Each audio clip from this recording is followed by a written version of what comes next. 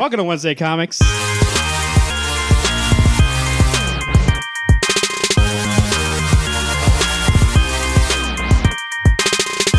Brought to you by rootsoftheswampthing.com and Siouxpercon 2018 Return of the Con.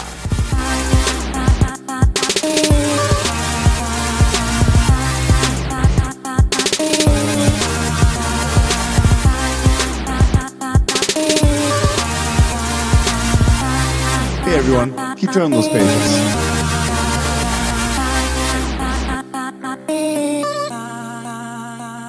Welcome to Wednesday Comics. To my right, we have Eddie Brock himself. Alex, how you doing? Hello everyone. And across from me, we have Beast Boy himself, Garrett. Garrett, how you doing? I'm fucking transformative. The reason why Alex is laughing because I fucked this up 3 times and I almost fucked it up again.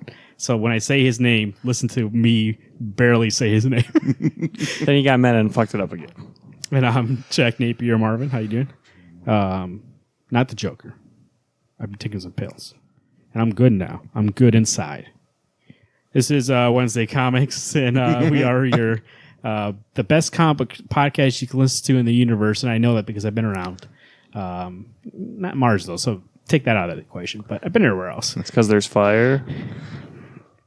What? Martian Manhunter? Nobody? Okay. What's I'll that fuck off. supposed to mean? Martian Manhunter's afraid of fire. Catching up on episode 100. Episode 100 is going to come out in a couple of weeks, and just look forward to that. So just want to pull up this up front. Yeah, Spotify, Google, whatever you have, all 100 episodes or up to episode 98 are out there. Go and listen to them, catch up. You know, I'll save you the trouble. Listen to episode 1 on a loop as many times as you can. No. Watch it 100 times. Listen to it. You don't have to start at number 1. You can start at Start at number 2 and listen to that 100. There's an episode called Lost in the Phantom Zone. Start there. You know what I noticed also before we get into these? Was it like number 7? Are you talking about the time that Marvin fucked up and forgot to hit record? That was number 3. Oh, okay, gotcha. Before we get to that, though, a little bit of free talk. We want to talk about DC finally came out with a name for their streaming service or digital experience. Excuse me. Digital experience, and they announced 2 new TV shows. I'd imagine, though, let's first talk about the name. It's called DC Universe. Here's the line. DC Universe is a first-of-its-kind immersive digital experience designed for just DC fans. One of the many incredible things your membership will include is unlimited access to the following original series. And then I talked about TV shows. But first, the clues I get from this is the first-of-its-kind immersive digital experience designed just for DC fans. That tells me this is going to be more than just streaming these shows and past shows. If they're not calling it a streaming service, they're calling it a digital experience. That to me seems like their comics are going to be on there. These shows are going to be on there. Like, it's going to be anything that they can give you digitally is going to be available for this service. And it's not going to just be like trying to compete with Netflix or trying to compete with Disney streaming service coming up. They're trying to be Marvel Unlimited mixed with Netflix, mixed with, Hulu with the TV shows. Like, they're going to do everything they can here. You know, who knows? Maybe all their DC movies will be on there and you can just watch them on there. And, like everything they can give you, it's the way they're pitching it. Do you think that's true? Well, then they need to be putting that Batman animated series on there to fix up for those movies. Let me tell you this. It's on Amazon. If this had comics, all our TV shows from the past and these new ones coming up, all their movies from the past and the new ones coming up, because, DC's been a little bit different that in a way Marvel for a while, stuff went to Sony, so there's a lot of rights issues. DC's always had all their stuff together. Like, they've never sold out their rights. So they essentially could have all their movies on here. If it had all that, would you sign up for this? Yes. I know, Alex, you're an old man. Digital experience, or is that something you're into? Like, if they had all their comics, you could go back to Action Comics number 1 and read it all the way to Action 1000. You can read the whole thing.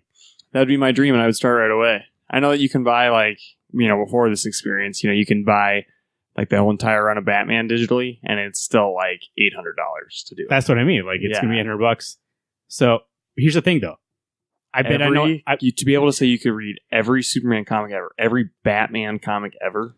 For our audio listeners, Alex right now is kind of thinking about it. I believe I know where he's hanging up.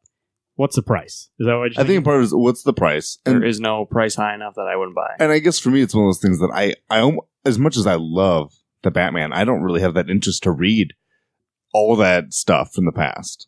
That's the way I came into comic books isn't reading him way past things. The first thing I ever read was 2007 Civil War. I was like, you know, Batman. I kind of like that. And it wasn't Batman. Right. But back then I liked Spider-Man more. What if you could go back, though, and read, Paul Dini's detective run? Because I know you were collecting those for a while. You were collecting a lot of detective, and you could read them on there. And again, I guess I don't know. Grant Morrison's. But then again, like you're saying, Alex has really been into getting the physical issue. But if you're saying that, I could watch JL on there, then I wouldn't have to spend my money to get it. It's like, that's not a bad idea. Or I could go back and watch the animated series of Superman. That'd be great. Or Young Justice. Or for me, it's actually the idea of watching these old cartoons that I would want to watch. Yes. The old Teen Titans. See, for me, the old Teen Titans. So for me, it would be the comics on there because I do Wednesday Comics has Marvel Unlimited. I'm not sure if that breaks terms of service to know that we're sharing it, but we have a Marvel Unlimited thing, so I use that every once in a while. And it's nice to just go back, especially when I read today, when we talk about Avengers, I did go back and read an issue of Iron Man back in the day, just to clarify something for myself. It's nice to be able to be like, hey, what about that? Or if I'm like telling something about it, talking to somebody about an issue, and they ask me a question. Recently, I had a friend that was reading through Hickman's Avenger run. And they asked me. I looked up the issue, went through it, found it. I was like, oh, yeah, that's this thing. And they were, confused about something. So I told them. It's just nice having them all there and not having to worry about like, oh, I got to go buy this issue if I want to read this or figure this out. But then, like you said, it's also nice being like, hey, I want to watch JL and not have to go out and buy, $20, $40 collection to be like, I want to watch this one episode I love. Yep. Another way that DC could like knock Marvel Unlimited on its ass is there's a lot of gaps in Marvel Unlimited of like, They would have to whatever. A lot of comics, and if DC could do entire runs of like everything they're I know they have every single issue they've ever published in their warehouse. That's the thing. They would have when they launch, they would have to be like all scanned. Yeah. So it's like how much of that did they have scanned already, or do they have a plan to be like by this date they'll all be in there? I would imagine they've been working on that for a while. They announced they were working on this thing like 3-4 years ago. And it's still not out, so they're obviously waiting until they have enough stuff to be like, here's what you get, and here's how much it is. So let's say, I think the cheapest thing you can buy, or the cheapest streaming service is like $5. There's no way it's $5. That's way too cheap. No. Even like there's something that's $7.99. I think the Hulu is $7.99 with the ads. That's way too cheap too. So when you ads, I'll pay for the no ad thing for this. I cannot fucking handle that. We'll say $10. Are you in? $10 a month? I was thinking this. I'm thinking this would be at least $20 a month, like $100 per year. That's what I'm saying. Okay, so $10. But they need to be able to compete with others. So I feel like I feel like I might do like a flat year rate. I could see like $79.99. I feel like 20 is what my max. I would pay for it, but I feel like at least for them, from a marketing standpoint and from other people's standpoint, 20 would be too much. Just because, like Eric said, you can compete with other things. Nothing is $20 a month for access to their streaming service. 15 would be probably, and like 15 would be good for me to be like, okay, I'll pay for it. If you're committed, But also, I think like they would sell it as Netflix is like, how much is Netflix now? $10? It is, but unless you do the 4K streaming and stuff. Well, say $10. That's what most people pay for it. $10 and then $5, or maybe they'll have tiers. $10 for streaming, $15 for everything. Or you pay $5 and you get access to the comic book part of it. Yeah. So it just depends what you want. But I wouldn't recommend that. I would recommend to come out with one thing. Yeah. Because you want people to get it for Justice League cartoons and then be like, you know what, let me go read a Justice League comic book. Or like, I'm going to get it to go back and read like old issues of Detective and then be like, you know what, let me watch a Batman animated series. I mean, I'm already into it, but like imagine somebody who doesn't really watch like, or their new shows, right? They go back and they read New Teen Titans, and then they go, I can see there's a Titan show on here. Let me watch that, their new show. And then they keep subscribing because, speaking of which, they're making original content for this original TV shows. So that's going to be the thing that keeps these people subscribed month to month because they want to see what happens in these shows. Titans is one of them. So if you want to see, is it Dick Grayson, Starfire? It's basically Teen Titans. Young Justice Outsiders, that's the new Young Justice season 3. It had 2 seasons on Cartoon Network, and then it was canceled, and then DC's bringing it back for a 3rd season. Newly announced, there's going to be a Swamp Thing TV show. Is that supposed to be live action, or is it live action? It is live action. There is a press release somewhere where it tells what it's about, but not on their page here. So I'm just going to go off with my memory. It is live action, and it's based on Saga of the Swamp Thing. So the book we're going to be talking about in our book club. Perfect timing. So it's based on that. So, read the book, listen to Wednesday Comics book club show, and then go see the TV show. And then Harley Quinn's getting a TV show. I'm not sure what that is. I'm not sure if they released anything. I didn't see anything about that one. But, I mean, obviously they want something where it's more mainstream. Harley Quinn's very mainstream. And they want people to be like, hey, I know who she is. I want to watch that TV show. So that way, fan casting. Who would be Harley Quinn? And that? For sure. It's a good question. Do you think Margot Robbie is like too high of a cost? But she really likes that character. She does, but I feel like she's already going to do that movie. Harley Quinn movie. And they normally don't double dip like that. Yeah. Both. So You're right. It would be somebody new. But it'd be nice if they did, not even just for it making sense. Even if these were like two alternate dimension type of things, like the DC's TV shows are different than their movies. It'd be fun just to see that crossover going, hey, she's in the movies. It'll never happen. What about, hear me out. She's from an old DC alum. She's done live action before. Never mind. It's a horrible joke. Say it. I was going to say Alex Mack. You're horrible. You're a piece of shit. It is. That's the worst joke I could have told. But I can't think of anybody. The only person I can think of is Margot Robbie because she's so good in that role. Yeah. I was thinking, because I haven't caught up with Arrow. Is that one girl still on there? Felicity? No. They're like, that plays Diana. Or Lance. Diana? Yeah. Oh, Katie Cassidy? Yeah. Spoilers. Yeah. Okay. I thought she was gone. Maybe not. So, I'm not sure. I don't know anybody really that comes off of top of my head that would be good for that role. The only thing would be for me to watch that show. I mean, if I had the service, I probably would check it out because I'm already paid for the service. So might as well. It's not like a TV show where I'm like, I got to make time to make sure I record it and watch it. It would be on there already, so I could just watch it whenever I want. Just tell me who's the Joker, and then I'm in. But I would need it to be like have some sort of story structure. Right. I wouldn't need it to be just Harley Quinn and her adventures. Her getting her hammer and then just beating the shit out. Oh, really? Because I would rather have it be just the Harley Quinn thing. I don't want it to tie into the Batman stuff. No, I don't need that. I just mean like it needs to be like her and the Gotham Sirens, like some sort of story, overarching arc through a season. I don't need it to be like a thing where every episode's like Monster of the Week, where she's like doing something like some sort of like random thing, and that's it. There's no story. X-Files. But that'd be fun if it was a Gotham. I know they're making the Gotham City Sirens movie eventually, but that'd be way more interesting as a weekly, not even a weekly TV show, as a binge-worthy TV show. Yeah. It's exciting. It definitely is going to change everything. Marvel's going to see that and shit their pants a little bit and be like, well, I mean, they got the Disney streaming service coming out with some Marvel shows. So. That's true. But I mean, that's once again, diluted, it's not their thing. It's Disney's streaming service. And do you think Disney's going to put comics on their streaming service? No. I mean, that Marvel Unlimited is always going to be its own thing, which they've gotten better about how Marvel Unlimited, when it first came out, was horrible to navigate through and horrible to use on an app or a computer. It's way better now. Not to even mention AR, which has nothing to do with Unlimited, but fucking horrible program. You know, if you go back and read those little comics, you can watch the AR in the Unlimited thing? Unlimited? Yeah. It'd almost be worth it to do that because I'm so pissed. I would just sit there for hours. You have to figure out the issues that you're trying to read, but it's on there. Oh, God. So check that out, DC. I am excited for that search. I'm more curious what it is first, and then I'll make my decision. But if it's comics and new shows and old shows, like if it's not collection, it's from the vault and new stuff, I'm in. And then also, like, they would have to tell me their new comics, like how soon do they go in there? Because if it's like 3 months, like it is Marvel Limited 3 months? 6 months. Well, no, you can do a full year.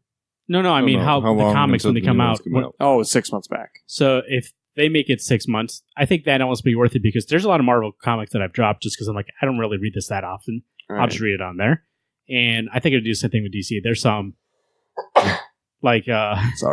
there's some that I've dropped off of, like Green Lanterns is like one that I'm still like on the periphery I'm interested in, but not enough to buy it. But if it was on there, I would read it.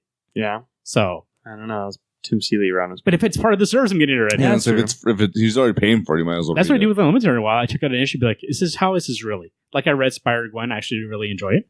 That is a good book. I do like Spider-Gwen. I've read most of the new Miss Marvel, Kamala Khan, like her original series through Unlimited, just by being like, oh, let me read an issue. Because it's just so easy to do. So... See, no, that would be something that I would actually probably enjoy. If doing the digital thing, normally I know I'm against it, but like reading that, okay, maybe I'm interested. I don't need to get that book. That's not a book I'm like, I want to own that. I just want to read the story. Yeah. My problem is nowadays with all the books I get, most of them are like, I want to get this book. I want to have it because it's a character I we've care been about. telling you how good Green Lanterns is by Humphreys. So like if you had access to that series and they were all on there, you probably just Then I'd read that, and I'd actually read Aquaman. Yeah. Aquaman's one of those characters I actually like. I just don't get it. I mean, that's what that series is for. I mean, it's not for to get you into characters. Yeah, it's for you to get picked. Oh, okay, and I think that is like with Hoopla that DC like puts everything on there. Like they don't really care. Like the day of it comes out, they put it on there. Like they don't care to make money off of that service. But I think they understand that like if you read Green Lanterns Volume 1 and you're like, man, this is really good, and you can't wait the time for it to show up on there, then you go buy the thing. I mean, it's a risk you take. Somebody could be like, no, I can wait, or somebody could be like, no, I need this now. So I mean, it's just a way to. It's just a marketing thing about it, but also a way to put out content, but also to control your brand in a way.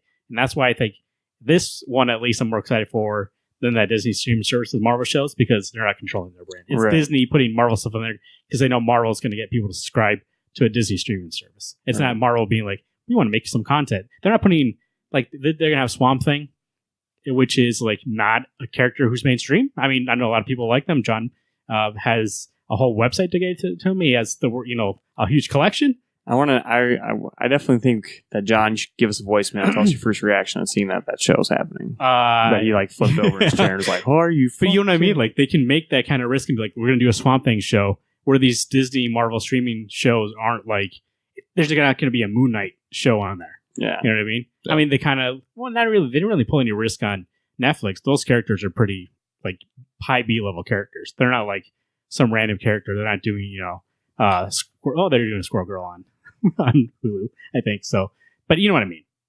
And plus, Marvel's lower place. Runaways is on Hulu. Disney stream service can have shows. It's somewhere on Netflix. So I like that DC's controlling the brand. Be like, no, we're going to put out original content, but it's going to be on here. I guess they have the CW, but the CW shows are a little different. So I'm excited. So we'll see. RootsOfTheSwampThing.com, your definitive online source for all things Swamp Thing. Holland Files number 2 is out. Garrett, how is it? Holland Files 2 was awesome. A lot of cool like images that you haven't got to see in Holland Files number 1. So definitely looking forward to finishing this bad boy. And that's not the only thing. If you want to learn more about Swamp Thing, Alex, where would you go? You're going to go to rootsoftheswampthing.com. Make sure to stay in touch at rootsofswampthing.com on Twitter at DC World Swampy, Facebook.com/rootsoftheswampthing. Let's talk about some comic book reviews. First, we have Barry number 2. This is Farkas Martin, Brian K. Vaughan, Moonstar Vicente. Brian K. Vaughan likes to put his artist first. You know why? Visual. Because he understands the whole point of a comic book is the visual art. Or maybe it's starting to make me think maybe his script just say, do whatever you want. And then he goes, put my name on it, by the way. Yeah. You write it, I'll put my name on it. Barry number 2. This is the series that's already online, available if you want to get it, but Image is reprinting it. Or not, it's actually printed it for the first time ever. So you can get it in widescreen format and read it like it's some sort of calendar. You know what? I thought it was supposed to be disabled on this side. This is starting these issues. Oh, so it's going to go left or right? I thought, no, it was still going to be the same way, but it was supposed to be stabled over here. That way you could open it left to right, yeah. Yeah. But it's very strange. It goes up to down. I mean, that's one thing about it. It's meant to be widescreen, so I actually do like it a lot, the widescreen format. My question, and I still asked this on the gauntlet, does it fit in a normal board and bag? No, it doesn't. No. Okay. People will say that they've been using magazine boards and mags, so you have to get that size. I got the golden age. So Barry number 2, this is second issue of this story. The story started out first with, you saw the side of an immigrant coming from Honduras and somebody who lives on the border. She thought that the cartel was going through her land to sell drugs. Somebody killed her horse. Yeah, let me pass out these drugs quick. Somebody killed her horse, chopped off the head, like Vito Corleone. It's like beating a dead horse. Get it? Nice. Hey, for episode 100, can we get rid of you? Hell no. I'm the glue. Yeah, like the horse. And what does that mean? You make glue out of horses. Yeah. I like how you can make jokes. My joke was too high level. He couldn't understand. Glue out of a horse? What does that mean? Are you talking about cum? Barry here. Jesus Christ. So in this book, he comes to America, and when he gets to the border, he gets to her where she was, and she's so scared that immigrants are coming over. She thinks it's him. She points a gun at him. Boom. Aliens show up. They get abducted. This issue, they're in the alien ship. And in the alien ship, she's saying to him, "Hey, speak English," and he said, "I don't understand any English," and she says, "Yeah, you all do, whatever," and he's like, "No, I don't." He honestly doesn't know any English. And then they meet some aliens. Guess what? Don't speak alien, so they can't talk to them either. And Garrett, how do you like the Spanish in this book? I heard you're a fan. So I'm not even going to talk about issue 1. This is all about issue 2. So when I turned off my translator brain for issue 2, it actually was really great. I just used the art to tell me the story. You sound like a robot. I do. I mean, like, yes, I had a lot of issues trying to translate that much Spanish because I don't know Spanish. I'll be flat out. And Martin brought a good point before the show that this book's called Barrier. It's about language barriers and how to break them. Right. And so my language barrier was just not reading the language. I just looked at the pictures. So that's what I was saying when you were getting frustrated with it. I think it's intentional to be like, look how frustrating this is if you don't understand how somebody talks. And I get that. Yeah, so like when it got later on, when she meets them and like they don't understand each other and he's almost going to get shot because he can't speak English and tell her like, I'm not a part of the drug cartel, and he doesn't understand what she's saying, so he can't, like, he doesn't want to do like hurt her or do anything like that, but he doesn't know exactly like why she's pointing a gun at him. And I think that's intentional to be like, look how frustrating it is. They don't understand each other. And how frustrated you got reading that first issue, right? Well, I tried using Google Translate, and about like 30 minutes in, and I was only 20 pages deep. I was like, all right, this isn't working. So I just didn't have that much time. And so in the second issue, she goes like, oh, you actually don't speak English. Like she finally understands.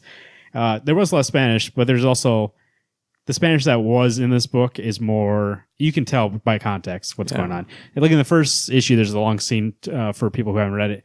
That's a lot of Spanish. Like even my parents are Spanish is their primary language. English is the second language. They spoke Spanish to us growing up. We responded in English, so I really didn't learn Spanish, but I understand a lot of it. I bet if I heard these words, I would understand them. But just reading them, I really don't understand. I understand like the context of them. Like I kind of know what they're trying to say, but I don't know what they're actually saying. So that first scene, I was like, I think I understand this, but I'm not sure. Like I wouldn't take a test on it. But in the second issue, I understood all of it because it was more like when he's falling, he's like saying son of a bitch, and when he's like, it's like little small stuff like that. And like you can use the visual cues, like it's kind of like going back to like cavemen, you know, they didn't have any formal language. They would just use symbols and like actions to represent what's happening. So and she says, I don't care where the hell you're from. I just want to know where we are now. And he says, we're dead. And he goes, we're dead and we're in hell. And I understood that part because like he's what he's trying to say. And but then again, if you don't understand, like you said, contextually, you know what's going on. So I think it really is, if you're going to read this book, you really do have to read body language because that's universal language in this comic, which actually Marcus Martin and coloring, I think you actually do a really good job about that. So like you can actually tell like when she, there's a scene in here when she's swinging a bone and she's naked, that face is not a face of a friendly person. So you know if she's coming at you, she's hitting you with that bone. About to get clubbed, son. You're different. You're he had a 5-hour energy before we started this. Fun City. But also I want to say, just conceptually, you know, we read a lot of books, right? We read a lot of books in this show. You kind of you start to see. Jesus, what? You start to see. Can I have a good time? You start to see like the same type of stories. This one's actually pretty unique. Like I thought it was going to be. I actually didn't know there was any alien thing about this book. I didn't either. I wasn't even guessing that. I have to admit, I really liked issue 1 before the alien showed up because that's kind of what I was hoping it was going to be. Was just this kind of more real story. The aliens showed up, and it was like, oh, okay. But you know, I'd be with you. But I understand though that it's even another way of showing there's a language barrier. These aliens are trying to talk to you. I think it's a way for them for Brian K. Vaughan to be like, see, look at this is what I'm talking about. Like when you see it in that context, being like, oh, they don't understand the aliens, then it makes more sense when she doesn't understand the alien. You know what I mean? Like the immigrant from Honduras. She even says at one point, she's like, she said, you're the drug cartel from Mexico. And he's like, no. He says in Spanish, I think it's in the first issue, not Mexico, I came from Honduras. And she goes, I don't care where the hell you're from. It's stuff like that. So actually, there is a lot of politics about it because it's using science fiction as a way to tell that. And you know me, When they have to add a special ingredient, sometimes they're like, for what?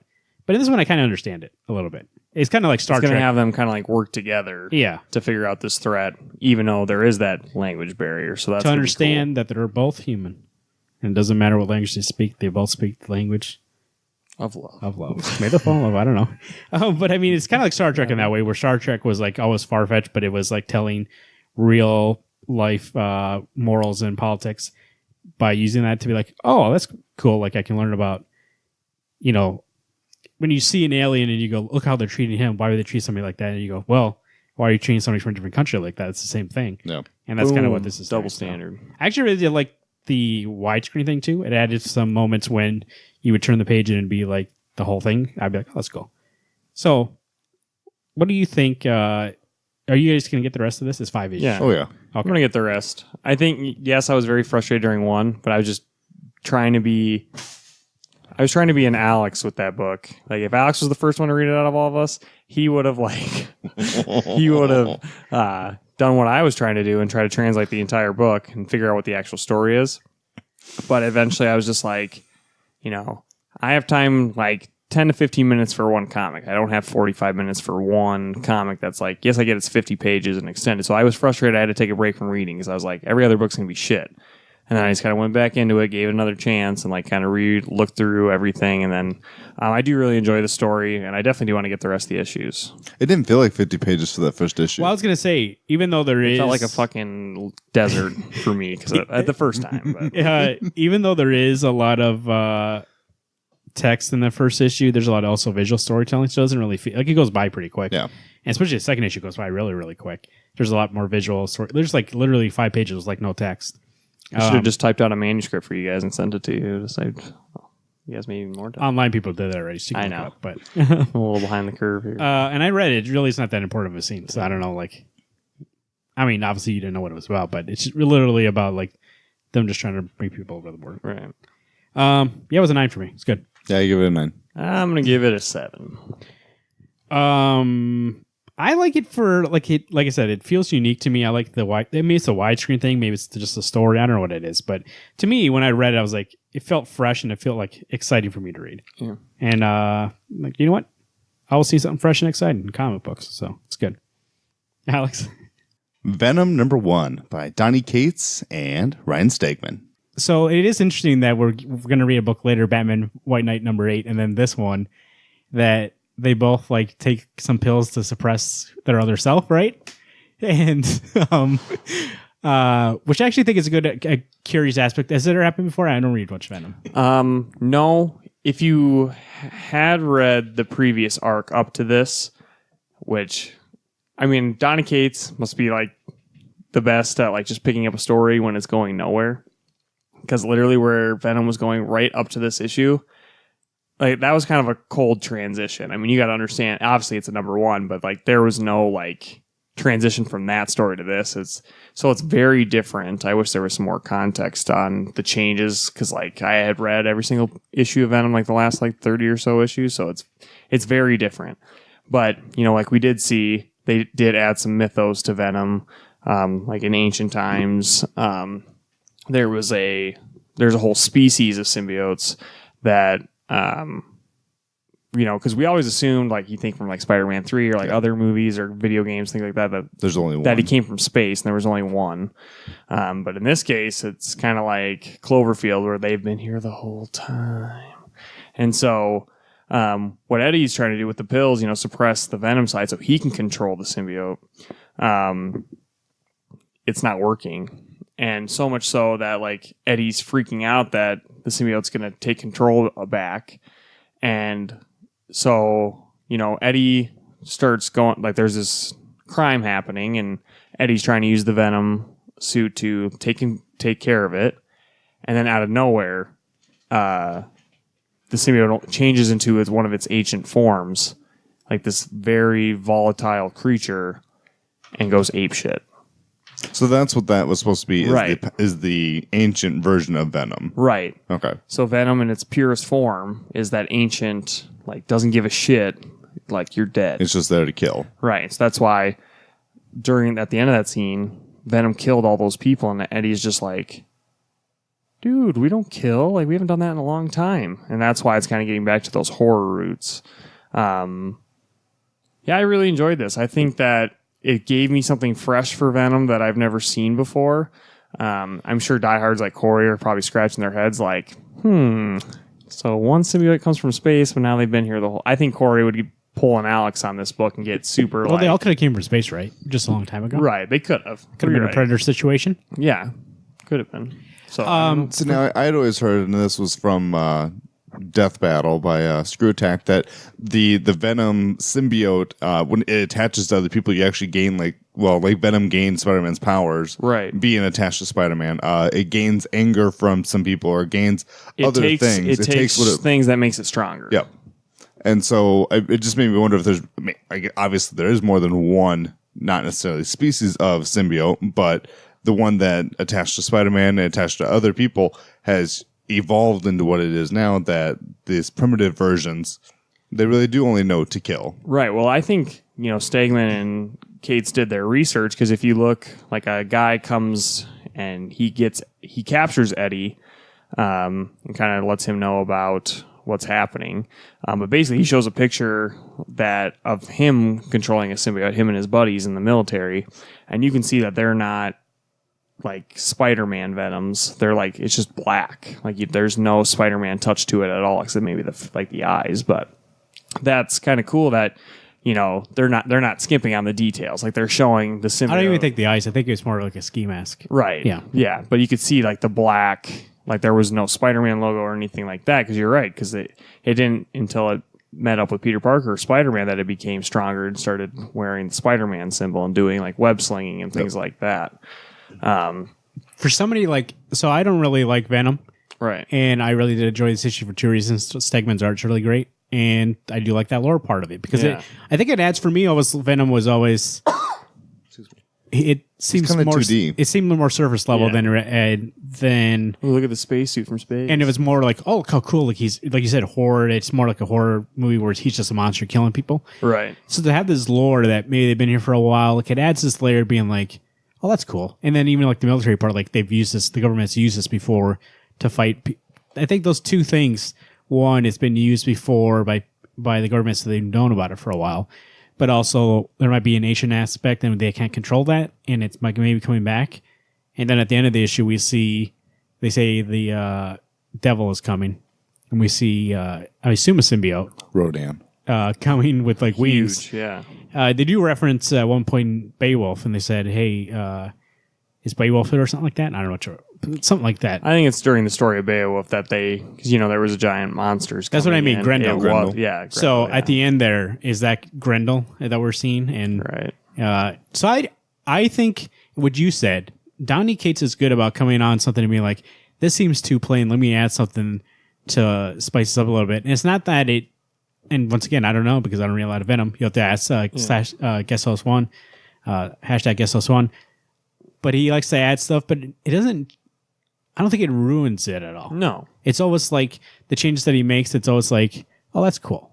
Well, if you think about before this, Venom's like reason for being was because somebody who used to possess you got emotional, so now you're just like a douche. Like, no. I like this aspect that you can see that Venom craves power, that all it wants is more power, more control, wants to control everything. And that makes it more scary when you have these mythos that are like, it's kind of like the xenomorphs in Alien. They have one mission, kill and adapt and be stronger than everything. That's like what Venom feels to me now. Now there's enough lore there that I'm like, oh no, these are very distinct creatures that they just want to get stronger and rule everything. And his symbiote, Venom, is scared of them. Yep. So that's what I was going to bring up, is that actually almost makes me feel more attached to Venom for the fact that he's afraid of these things. And Eddie's not afraid of them. Right. The Venom is, because even when the symbiote went away, he's like, no. He goes, I'll do this myself then. And Eddie charges and gets stabbed. For me, I thought, that's cool. I was like, Eddie's not scared, but the symbiote is. But because the symbiote's a big D-bag, it just like stood behind him, like watching. But the symbiote knows what they are. Eddie doesn't know. So like he's like, hey, why are you charging against this? Like, I know what they can do. I also did like the way Eddie looks. Like he's like down on his luck, taking the drugs to suppress Venom, long hair. So Kind of looks like Kane. Yeah. He does a little bit. I'm just curious. I will stay on this, which is a surprise to me. I am curious, though, how long do these two stay on this? That's what's going to keep me on this and book. Stegman? Yeah. I don't know. For this big of a upheaval, I feel like they're going to be there for a couple arcs. Because we thought Thanos, we never knew that was going to be short-lived, and then they just all of a sudden were like, hey, the last issue's coming out. We're like, what? We didn't know they were refreshing the entire line. So, But Doctor Strange, we didn't know he was just going to be on it for like one arc. that's true. Yeah, None of these books we now never that's know. getting rebooted. But all this is conveniently tying into It's the true, new but stuff, I mean, so, that's the only thing that worries me. And it doesn't worry me because it's good stuff that he does, but it is. I guess I'll just enjoy the ride. Right. So see what happens. I think part of me is that it's at least going to be, I'd assume, 6 issues. But it does seem weird that for it to start at number 1, or at least when Thanos started for him, it was number 13. So it's like, I'm going to end out on a really strong You know note. why it's weird? Because they just made a big thing about we're going to go back to legacy numbers, and then it's number 1 again, just like Avengers was number 1. No. I don't understand why. And I hate the stupid box thing. They do have the numbers on there, but it's like, what's the point? Like, I guess maybe. You know what? If they did that and they never made a big deal about going back to the original numbering, I would be fine with whatever it is there. But because they called it out being like, we're going to honor our legacy and go back to those numbers, and then for them to be like, issue 1, actually. So, like, that makes it like, okay, I don't know who. And we're still in this for the money. I do know they went into, they got a new editor-in-chief, so that might have changed their idea about that. But I think there might have been a better way to do it. I don't understand what the need is to go back to number 1. Because I actually do. It's all, like you said, marketing. Yeah. It's just to be like, hey, a new number 1. But I still will stand strong that a new person going in, seeing number 1 and seeing number whatever the hell it was, seeing 2 numbers in the book are going to be way more confused than if it just says issue 363. I guarantee you. But they go, what? 1 or 363? What's this? I don't get what that means. But whatever. I did enjoy it. It was a 9 for me. It was a 9 for me as well. I give it a 9. Good stuff. I'll keep on.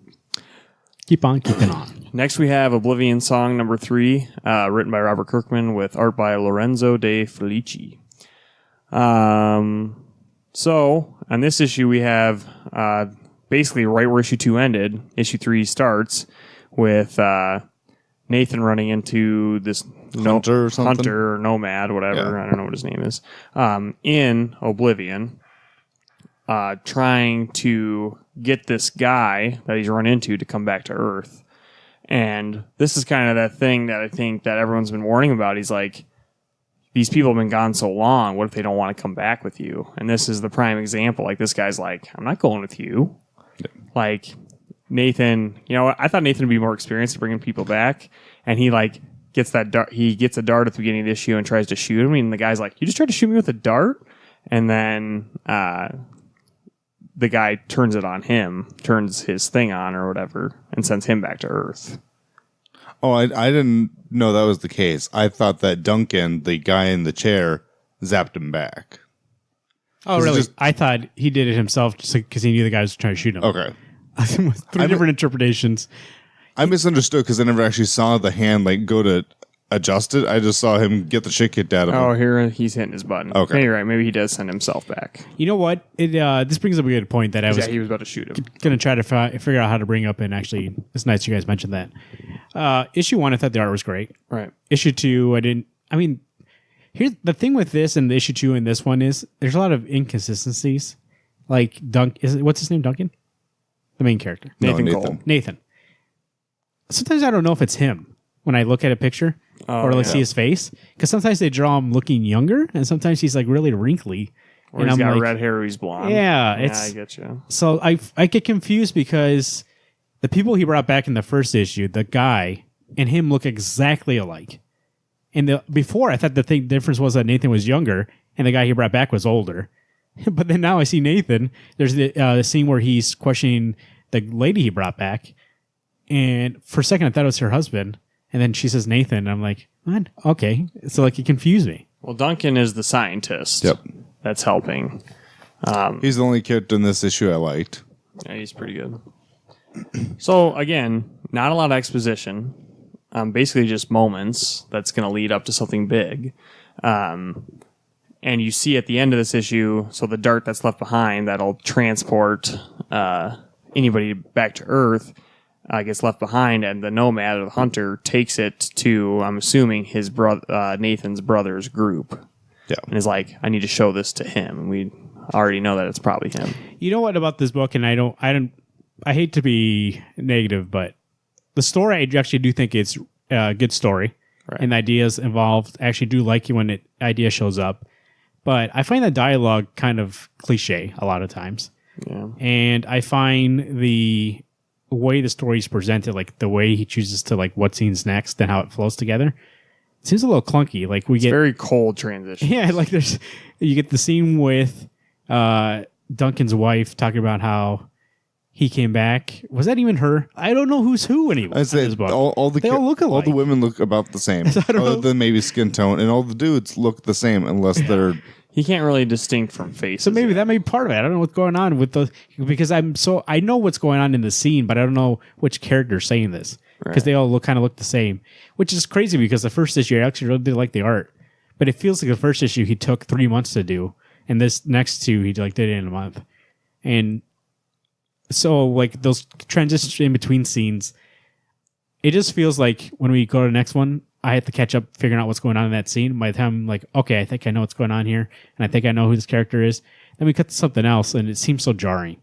But I do like the ideas. I do like what they're trying to do, but I don't know how much I like it enough to stay on. Right. I think this is one of those books that I tell myself, oh man, Robert Kirkman's writing this. I think it's going to be really good. I liked number 1 a lot. I read number 2 and I was like, okay, I'm not as into this. Read this one, and the things that I hoped would happen, because I was so disappointed when Nathan decides to turn on this guy and then try to trank him. It's like, really? Right, without getting the choice whether Yeah, it's like, why don't you just talk to him or get to know him instead of... But that's kind of Nathan's problem. He assumes everyone wants to come back home, as opposed to, hey, this is their new lifestyle. And maybe he's mad that the guy killed that monster chasing him. You know what's cool about that moment, though? I did like that when he comes back, he doesn't mean he goes, that's probably the wrong choice. Like, I probably should have talked to him more before I tried to do that. Yeah. So that was cool about that.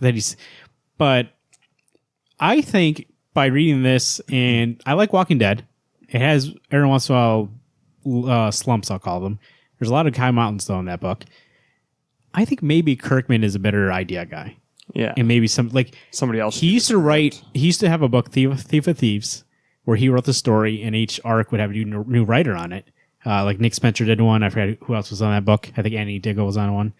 And that book was great because it had great ideas, like these, huge ideas, which I think he's good at, and like unique ideas. But it would take somebody like Nick Spencer to make it so that, and not that I don't think he's a bad storytelling. The Walking Dead has great arcs.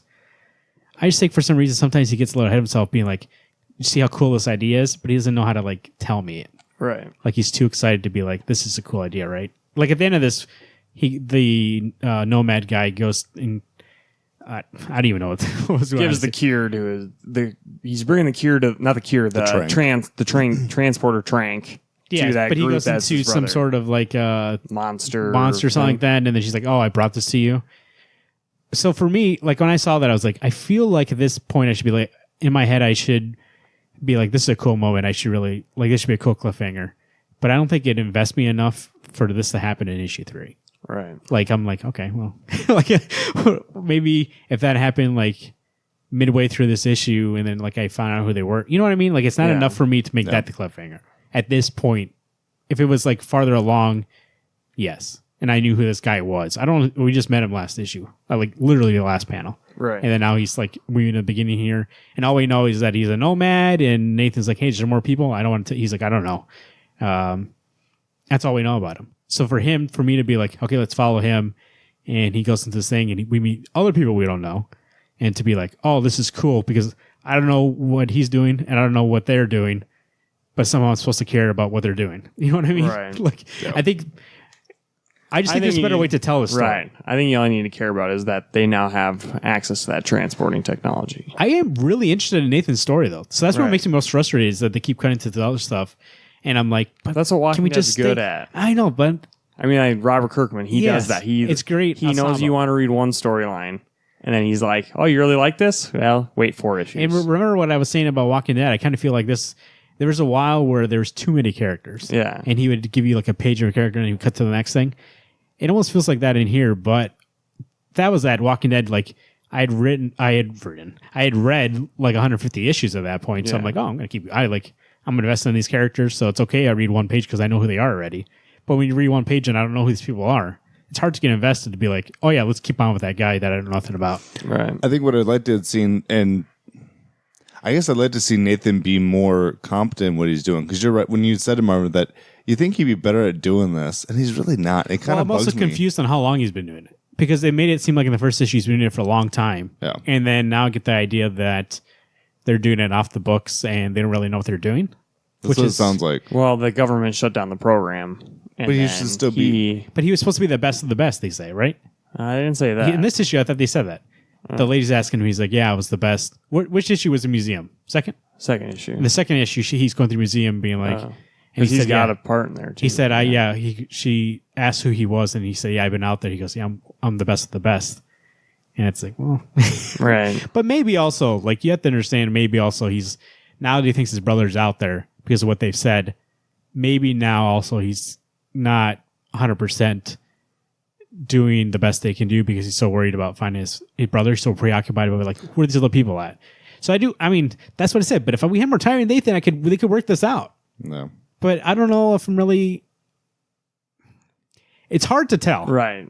And I should trust Kirkman, but right now, Walking Dead, it's kind of getting sour for me. So if that book was going good, I'd be like, yeah, let's say I don't have as many gripes with it as you because I know... Like I just kind of in my head, I know that all these seeds are being planted and eventually they'll grow into something. And I'm willing to wait the long con, but I did see in the back here, they're already working on year 2 stuff. And for me, that kind of exciting that I'm at least, even if it might not be the best, this issue right here might not be the best.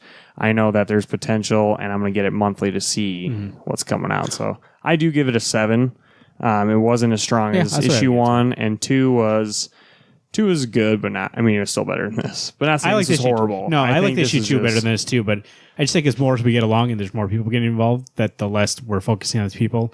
And I just think at a comic at the beginning, you would have to focus on less people. Like what you Walking Dead? It should be like Justice League. Say those fucking names like every panel, so I know who they are. Or even Walking Dead. It started out with Rick by himself for a little bit, and then you meet people. And the group at first was small, and then eventually, but not even that. When he met all those people, it wasn't all about everybody.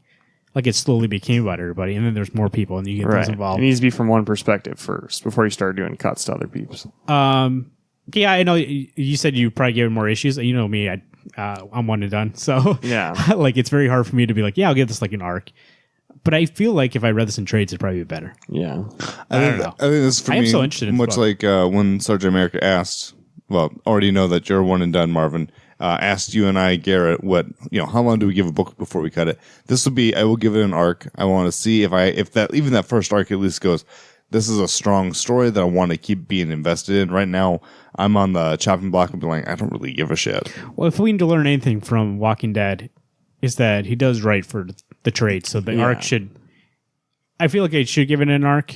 And, but there's some part of my head being like, hey, well, if you don't like it, you can just drop it. But also, like we know, if you read like Walking Dead in compendiums, it's great. It's amazing. But you get it's like not waiting. But if you read it by issue, it's frustrating.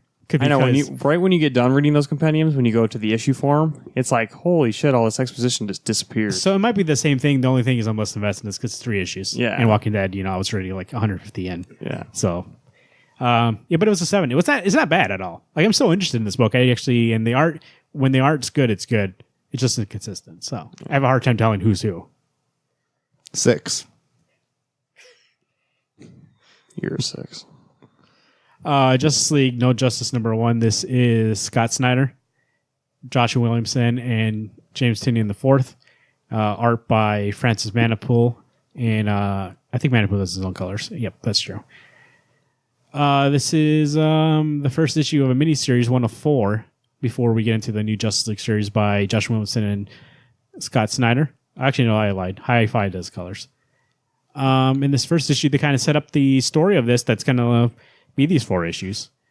Brainiac's attacking them all, and the first scene, Green Lanterns are protecting the Source Wall.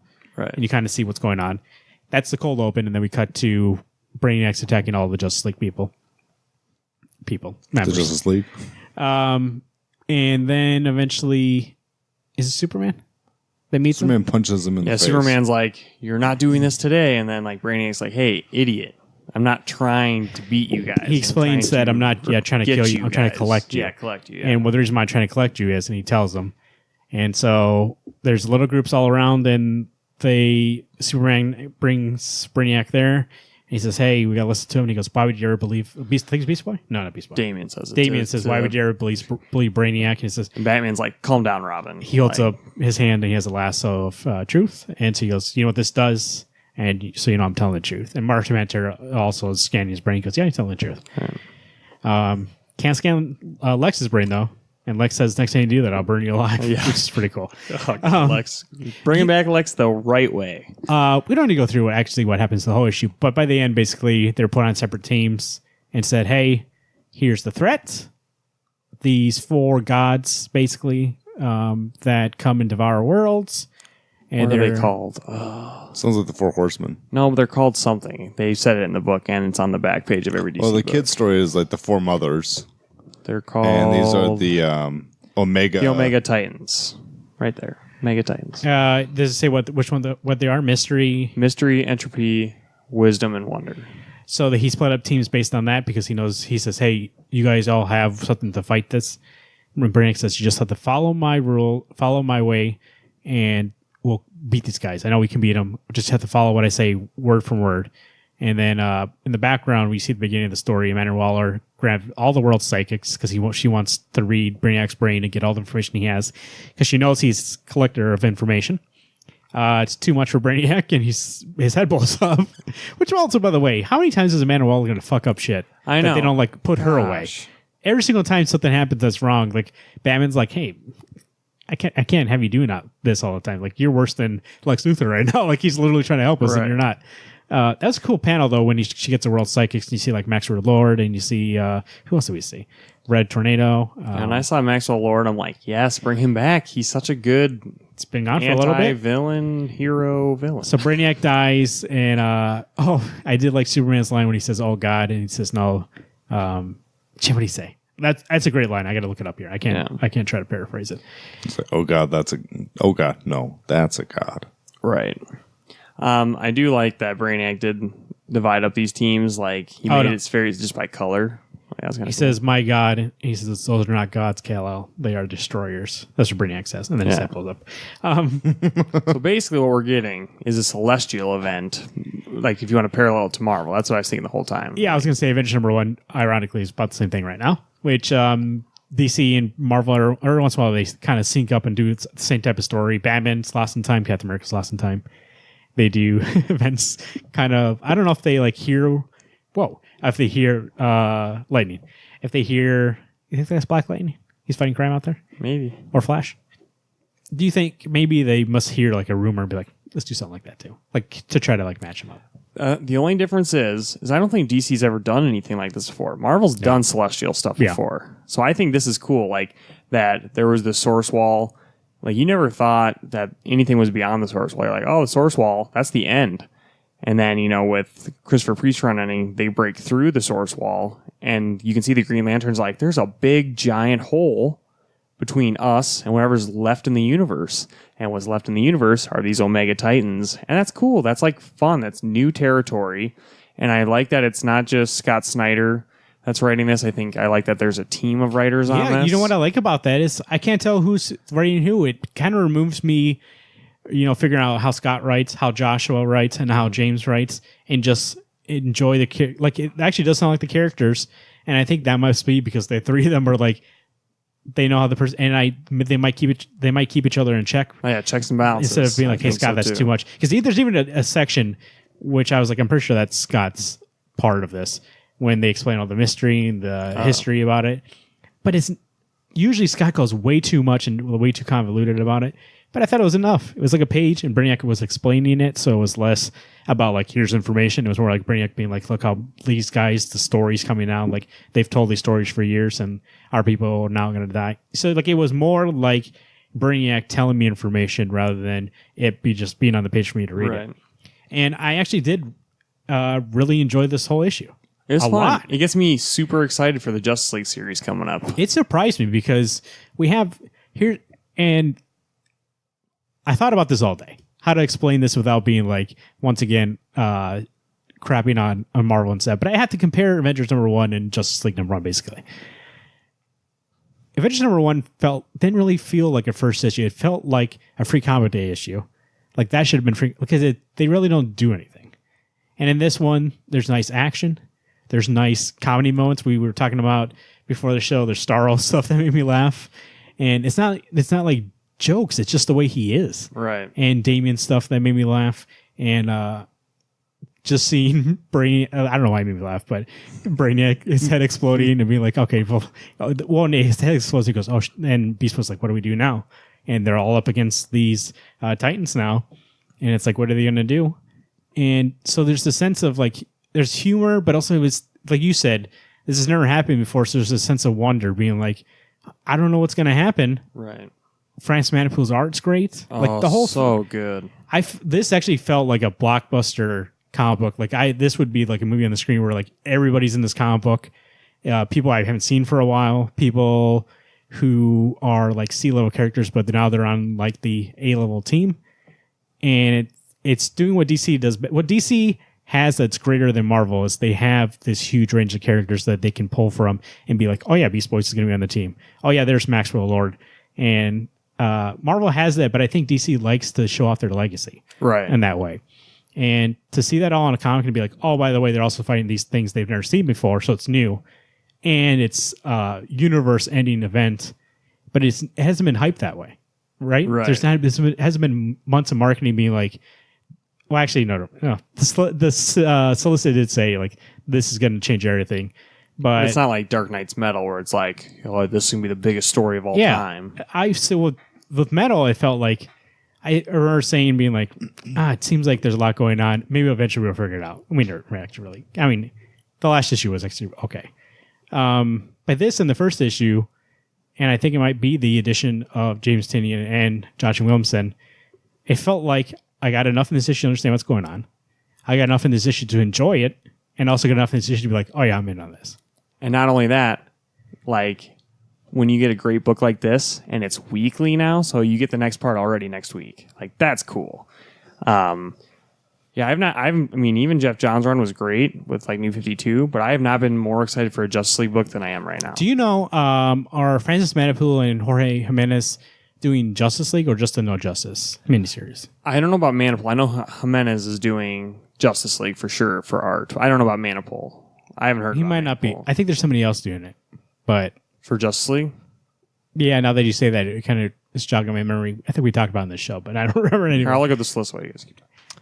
Alex. See, I feel like a stick in the mud. I was going to say, you didn't like Justice League, the Priest, right? Run.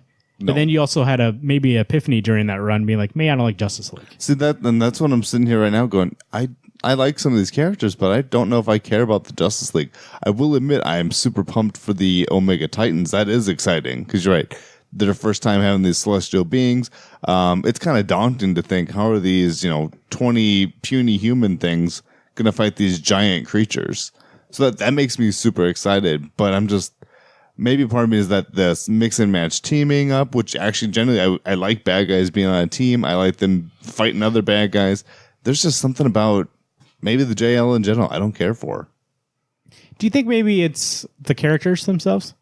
It may very well be. Do you only care for Batman? No, because I like Wonder Woman, but I no offense to Garrett, I don't care for Superman. No offense to me, I don't own him. But like, so there is, to go to your point about adding villains to the team, they do address that, being like, Batman's like, hey, all the teams aren't filled out. That team has 5, this one has 3. And he's like, oh, and they go, oh, it's not only heroes on the team. That's what Lobo says. And it's Lobo, Starro, Sinestro, Lex Luthor, and just one more, right? Oh, yeah, Etrigan, the demon. Oh. So it's not like, and it makes sense. Brainiac wouldn't just be like, hey, I got to go get heroes. He's like, I need to find people who would be good for this team. Yeah. So in that way, for me, it was like, okay. And I am with you. I don't like when they're like, oh, yeah, this bad guy's going to be on the team. And then, oh, yeah, they forgot all those times they try to kill them. And they're okay with it. But like you guys told me last week, it makes sense. Why would you, Lobo's not necessarily been a bad guy anymore. Lex Luthor's been trying to be a good guy. Etrigan is helpful most of the time when he's needed. Sinestro is really the only one, and Starro. I'm like, yeah, you're a bad guy for a bad guy's sake. Where was Harley on the good or the bad team at first? Did she show up then when they said that? She was already with them. Yeah. Okay. Yeah, she was. Mark Morales is actually the artist for at least the first couple issues, and they're redoing the Justice League logo. I saw that. That's cool. Like that. It looks nice. It looks like the they classic. changed it from the new 52 version. Yeah, I mean, I did like, not only they didn't just put these characters in there and just like put them in there for face value. Like you could see, like you said, Sinestro was on the team. Like Starfire was like pissed. She's like, this murdering psychopath is going to help us save the world. And he's like, I used to be a hero and I saved more people than you've ever saved. All right, and then she just like, you want to fucking die? Like, come on. Like the only one that doesn't really make sense, but they kind of, in a way, he adjusted himself with Starro, and he's like, all right, how about who am I going to take over here? Like, who am I going to take over their brain? And then he tries to take over, I forgot whose brain it was. He actually tries to make mind control people, and then he's like, oh, Deathstroke. Oh, yeah, that's all. Deathstroke's also on the team. And then later on, he's like, oh, yeah, let me just kill them all. And it's like, so he honestly, he's only there to kill people. And be comedic relief. So Brainiac was like, hey, I need you to help me kill some Titans. He's like, all right, I'm going to go. That's his thing. He's the heavy hitter there just to hit people. But the thing was his humor and Damon's, like all the humor on this issue, it made it fun, but it didn't seem like dumb jokes. Wasn't over the top. They weren't interested in wrong parts. Like that Starro part, like it felt okay, and then we got back to what we're gonna, like, you know what I mean? It's not like constant over and over and over again where you're like, shouldn't they be taking it serious? They are taking it serious. It's just the stars are taking it serious because what does he care? Yeah. Right. He's there to kill people. He's not actually there. So that made sense. It's not like, and once again, I don't want to compare it to two, but I'm going to have to. It's not like Tony, who should literally be the leader of that team, and he's making jokes. Like, no, you should be the one taking it serious. Yeah, make a quip, but not everything you say in that issue be a joke. Right. Like it was in Avengers #1. So I just feel like it's fun, but it's not also like a throwaway thing. Like, oh, there's a throwaway story. It's just going to be fun. Yeah, they I feel like establish it's fun. the rules and say, here's what's coming. Yeah, but it feels fun, but like it's going to be worth something. Like it's actually going to do something to lead up Justice League #1 where I'm like, I probably should read this, read that. But I'm not gonna hate reading this 4-issue run. So I thought it was a good. I give it a 10. I give it a 10 also. Oh, so good. I'm gonna give it a 7. But you need to get the DC Encyclopedia. I have it. Research. Then read it. I just don't think he likes it though. Like there's something about those characters that they feel, and I say this knowing that they've tried to reinvent them a million times. They do feel old, in a way. The Justice League. Yeah. And I have some sort of trying to and revitalize. I've said since episode 1 that I grew up with more of those characters than the Marvel characters, so there's a way of being like, oh, it's okay if they're old, and I don't need them to. They need to be exciting, but like I don't know what I'm trying to say. I just know they do feel different than Avengers, but I don't know how. But I think for me, it's that I need to see a little bit. I need to see the next issue to come out. I am not going to get this book. Because I will get JL. I'm gonna get this book. Not a double negative. I'm gonna continue to get these last 3 issues. I'm sure I will actually really enjoy it. This first issue just didn't hit any of the beats that I was expecting to have. I think part of it is that maybe it is that I grew up with the Avengers. I grew up with the Spider-Mans or the X-Men, or that time that Captain shows up in one of those cartoons. The only cartoon I ever watched that was DC was the Batman. So. Well, maybe this will be your gateway. You never know.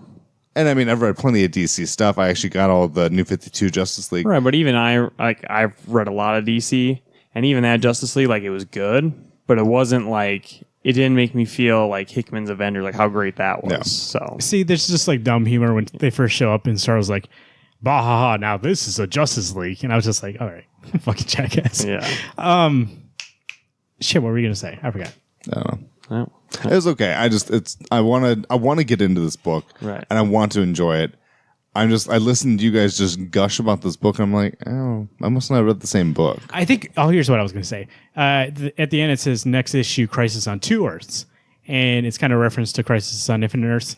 So DC likes to do that where they reference their history, and I think that's why a lot of people, when New 52 came along, were like, we're going to erase all of it, got mad. DC likes to do legacy and history like that. So I think. And with these type of stories, especially Justice League, and especially like you said, we saw Maxwell Lord and made me excited. Starro, it's just fun because it's Starro. Stuff like this is just like when it sees it, it's like, oh, that's cool. Like, it's Right. cool that they're referencing all that stuff. Where I think Marvel likes a lot of times not to reference a lot of old stuff and likes to be like, we want to be for new people. Like, Yeah. and that's kind of what their model is, at least in this day and age.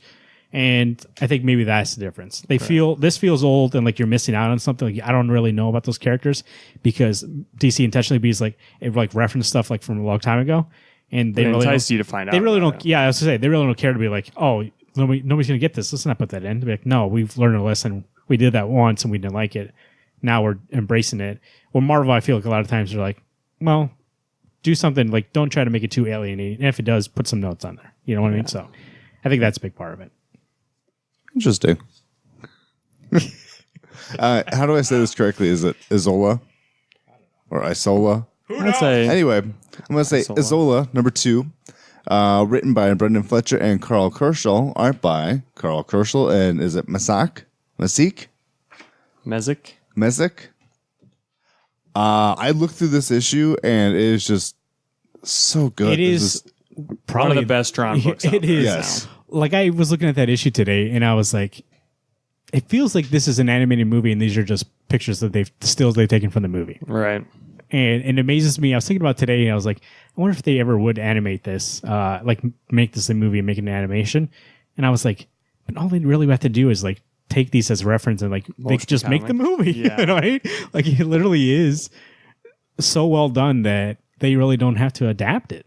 It really is. It's super cinematic. But I was saying, it feels like I'm watching a movie.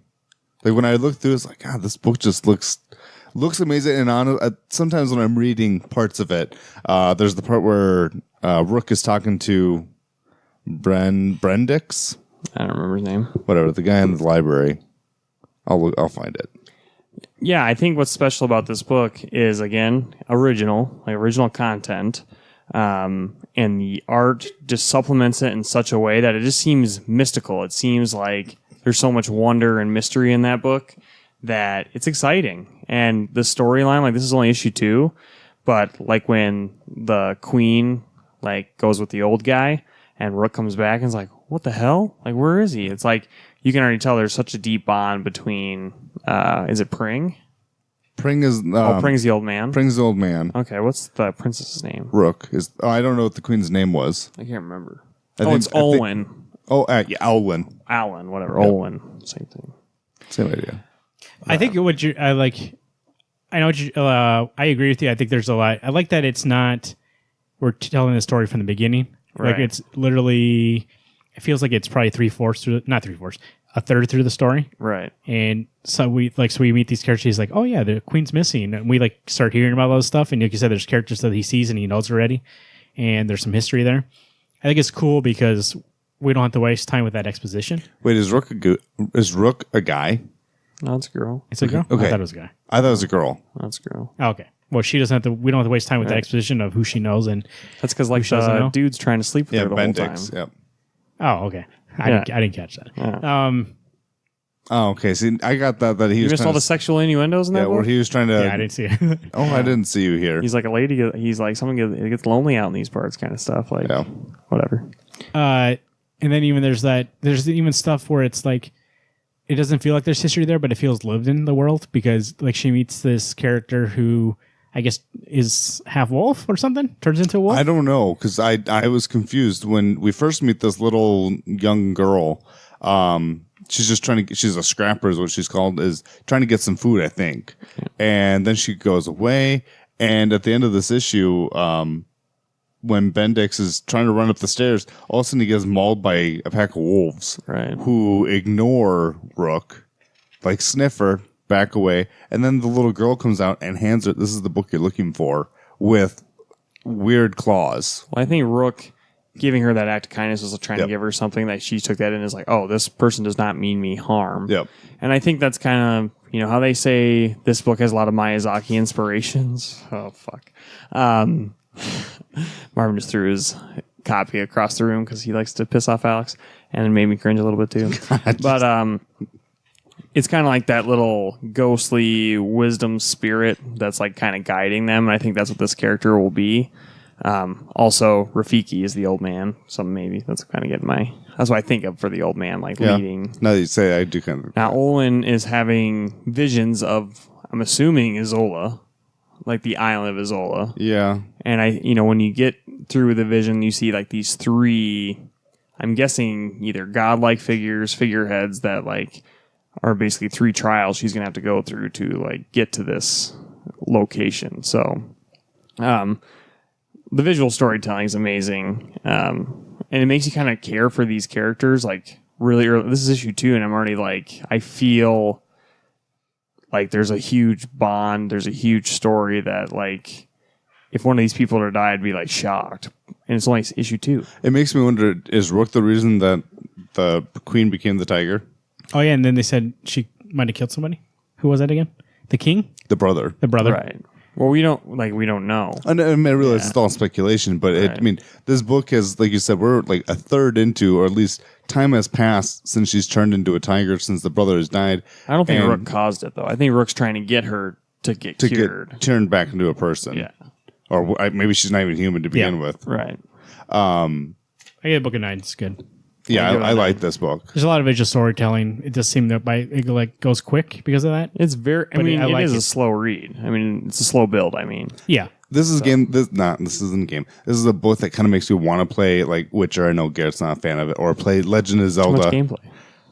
I just want to go into a world and be just immersed. That's how I feel. I think this reads great as an issue, and I bet it's going to read amazing as trade. So Love those covers. Even 1, 2. I saw what issue 3 looks like. Simple character covers are amazing. with that map in the background, it's very cool. All right, next we got Batman White Knight number 8, written, drawn, and colored by Sean Murphy. No, Well, damn it. Matt Hollingsworth. Matt Hollingsworth Hollingsworth. did the colors. The conclusion of Batman White Knight, Volume 1, question mark. What do you guys think? The first thing I thought when I read this, because I read 2 through 8 back to back tonight. Nice work. How was it? It was good. I really Right? did like it a lot. But something I thought at the end of 7 and going into the beginning of 8 is when Dick Grayson goes, "Oh no, we got some upgrades for you," and then you see them all and every single Batmobile rushing towards Harley, Neo, Joker. I just thought, I was like, I wonder how much when we got to this point, Alex and Garrett were like, "It's the best book ever. This is the best book of my life." When you saw all the Batmobiles from like every iteration of Batman. That part was cool. I didn't think it was like the greatest part ever. When I saw the Tumblr, though, I was like, yeah, baby. That's my Batmobile. When I saw Bane stop Batman's car, I was like, yeah, that's pretty good. That was cool. You like the Tumblr out of all those? Dude, I love the Dark Knight trilogy. See, I think it makes the most sense. No, I was say Tumblr is the most logical car. Yeah. But I'm How? That big thing?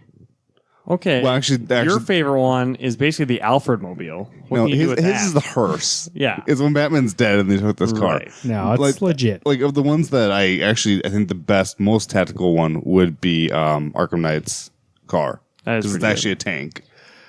But otherwise, my favorite is the animated series and Tim Burton's. You know what? There was a scene in this book where they were going to go through like a narrow pathway, and I'm like, are they going to fucking do it? Are they going to take Tim Burton's Batmobile and make it into like the single thing? Instead, they turned it into the bat pod ejecting, which was like, that's cool. Wasn't he in the Tumblr though? No, they were No. in Batman's car. They were in in Batman. actual Bruce's Batman's Batmobile. and Like just his Which one? Cruella DeVille. the White Knight one, like the one that he's used this whole series. in the series. Yeah. yeah. Well, maybe it's kind of Tumblr-esque. I know, but it's like the bat pod. I just And- assumed that the wheels would pop off, like each side would break off. So it pretty much was a mix of Right. everything.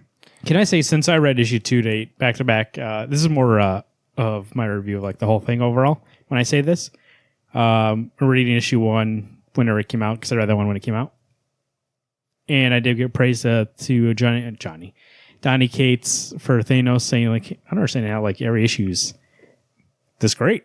The same thing with here. Like Yeah. every single issue I read, I was like, one issue's got to be bad, right?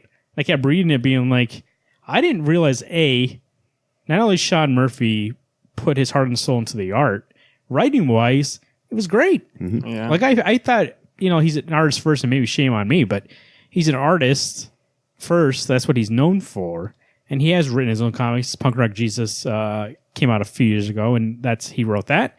But I didn't realize how strong of a writer he is. Like, none of it felt fake. None of it felt unreal.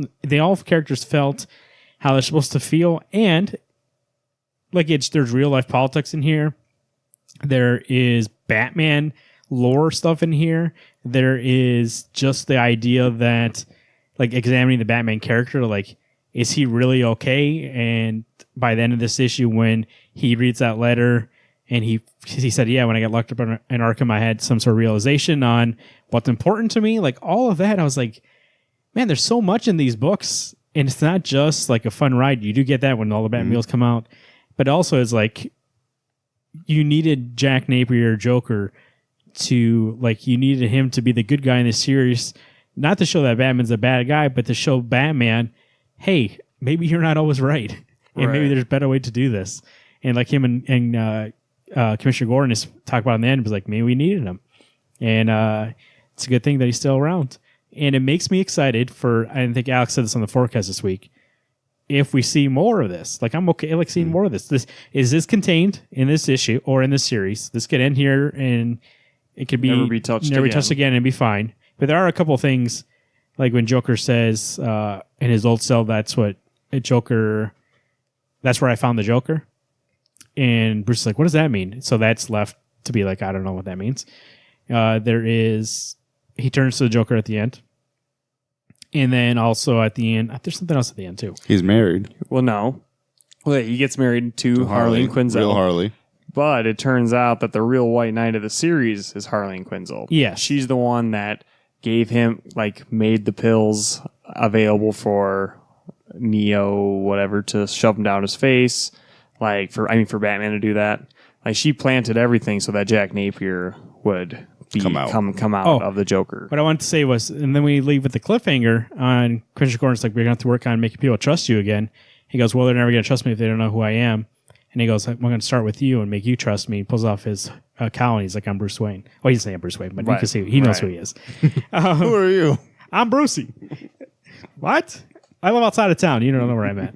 But then I was like, there's something about this whole series for me that felt the most refreshing because it's on its own universe, but also felt like the most Batman thing I've read in my whole life. It was really great. You're right. Like, you know, the whole series was more Joker focused to the point that sometimes I'd scratch my head and be like, should this really be called the Bat? I mean, I get it. It's a Batman because it's in the Batman universe. Yeah, you're right, though. It's mostly Joker. It's mostly Joker. But then you get to this last issue and it's like, this whole time, I thought this was a Batman story focusing on the Joker. And then I got fucking duped. It's actually about Batman. Like, really? It's kind of also about Harley. Right. Yep. Yeah. I mean, this is so... Because, I mean, the villain in this story is her. Right. It's a fake her. So you kind of get also, like, what I love about this, and speaking about, like, the multiple Batman, like, there's stuff from the movies, there's stuff from animated series, there's stuff from old comics, and this does not act like none of that ever existed. This acts like all that happened. Mm-hmm. Like the movie stuff happened, the comic happened, the TV show happened, and so he has all those vehicles, but also in terms of character, like that Harley Quinn, the New 52 one, or I guess it was around at that time, or was it New 52? Whatever. Yeah, it was New 52. But that new Harley Quinn, the one that Garrett talks about, is the fake one, that exists in this universe, but so does the old one. Like, it wasn't because she changed who she was. It literally was two different people. Mm-hmm. Batman, like, there's that letter at the end Alfred tells him, was like, I know every time you think that in order to become stronger, you need to isolate yourself, and you think that's where you get your power from, but it's not. And it kind of brings you back to any time in comics when he does become like this crueler Batman, and it's because he's more isolated, and it kind of makes you reflect on that.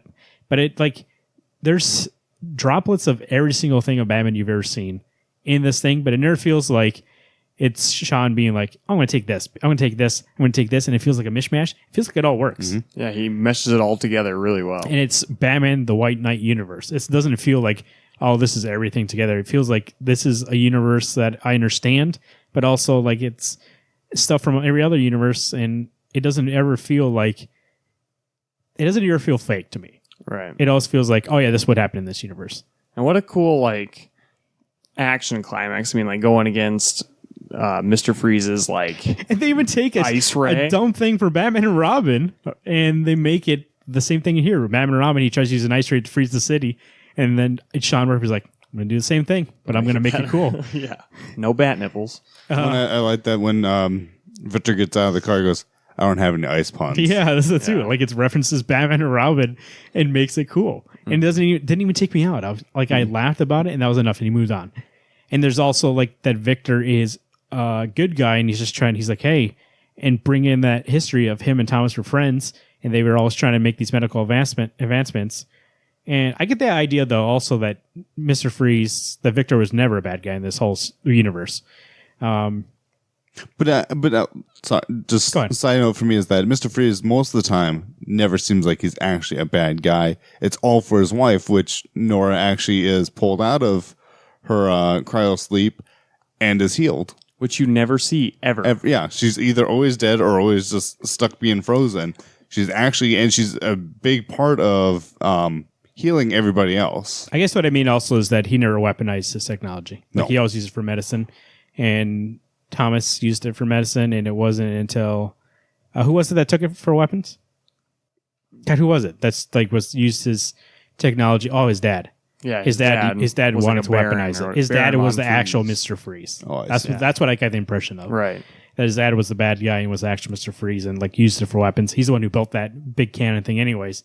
And the greatest thing I could say about this book is here, I could give it to anybody and they can enjoy it, and I could give it to the biggest Batman fan ever and they can enjoy it. Right. It doesn't matter what your level of Batman is. There's on its own, it's good.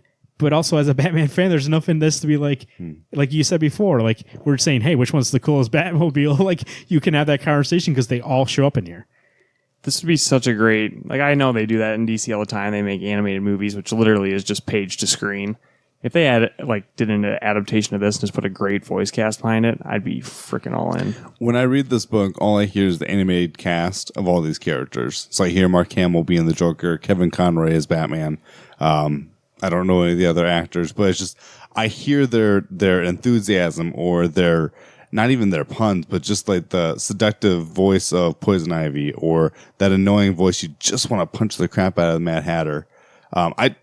This is probably one of my favorite Batmans, if not my favorite Batman story, because it really is just a full encompassing of everything Batman mythos and lore, and just is so beautiful to look at and so great to read. So much detail. I don't think we ever on the show, I think we did go over Sean Murphy, what he said he'll promise everybody if he makes more of these, and Did you pull up his rules? Yeah, I did. Sweet. He said DC actually in-house informally is calling it the Murphyverse, which is his universe. If I do a sequel and I set up my own rules on White Knight, here are the promises I make to the readers. When someone dies, they stay dead. Period. 2, every book comes out on time. 3, no narration balloons unless it's a voiceover in a flashback. 4, no excessive amounts of variants to burn it on comic shops. At most, there will be 2, the main cover and a variant for the super passionate collector. 5, there will be at least one awesome vehicle in each book. Rule number 6, no complicated tie-in to another series or event. White Knight will be easy to get into whether you read comics or not. So, like, reading those rules it doesn't feel like he's trying to be, to me at least, trying to be like pretentious anyway, or trying to be like too cool. It just seems to me like he really just wants to tell a story. Right. If you read these issues, it really does feel like he's great at it, like visually. And I think that's what makes the writing so strong, is that sometimes he's just like, you know what? We don't need any dialogue here. Let's do visuals for 2 pages. And he knows when to do it, and it works. And I don't know. I don't have enough to say. And I think maybe I'm getting the realization right now that things that I liked that he's collaborated with other people before, he's a really strong part of that now. Mm-hmm. Yeah. That I realize that, like, when I read this, I'm like, oh, Sean Murphy's great. Well, like when I think of Tokyo Ghost, or when I think of what was the time traveling one? Chrononauts. It makes me want to read those books again just to see how much of it is just Sean Murphy. It makes me want to read those scripts and be like, yeah, what parts are they both like Mark Miller and Rick Remender being like, hey, do your own thing, Sean. You know what's going on. Right. And be like, okay, that's why this is good. God. It was amazing. It's amazing. Especially to read them 2 through 8. Get this I in bet trade. that would be amazing to read back to This is a trade if you're into Batman, even if you're just like, oh, I've only ever watched the TV show, get this. If you're like, oh, I only ever watched those movies, get this. If you're ever like, oh, I like the character, but I'm not sure where to jump in on, Batman White Knight, get this when it comes out in trade. Go out and you probably get the issues. I know they've been this is one of DC's top selling books. It's probably like on the 3rd, 4th free printing, so it might be hard to find the issues at this point. But the trade should be coming out soon, I would imagine. Yeah, I bet there'd be a deluxe one too. Oh, buddy, if there was a hardcover one, this would be worth your time. Right. It is, and even so much so that they've been kind of teasing that they might do this as a black label graphic novel, like it'd be one of the collections that they would come out uncensored. And not that there's much that you would need to censor, but just to see the story on how he meant to tell, because he said that all the censored stuff in here, he didn't mean like the swearing and the nudity. He didn't mean to like take it out.